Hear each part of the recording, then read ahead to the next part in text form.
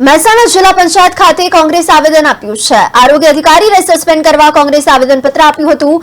સંજય ગાંધી વિશે વાંધાજનક ટિપ્પણી કરતા કોંગ્રેસે સખત વિરોધ કર્યો હતો।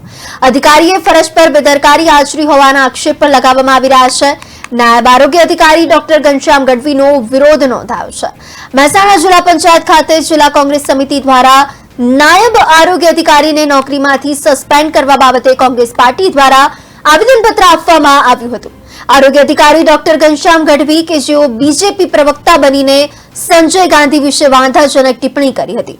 સરકારી અધિકારી હોવા છતાં પણ આ પ્રકારે વાણી વિલાસ કરતા અધિકારીએ ફરજ પર ઘોર બેદરકારી આચરી છે તેવા આક્ષેપો કરતા કોંગ્રેસે સખત વિરોધ પણ નોંધાવ્યો હતો।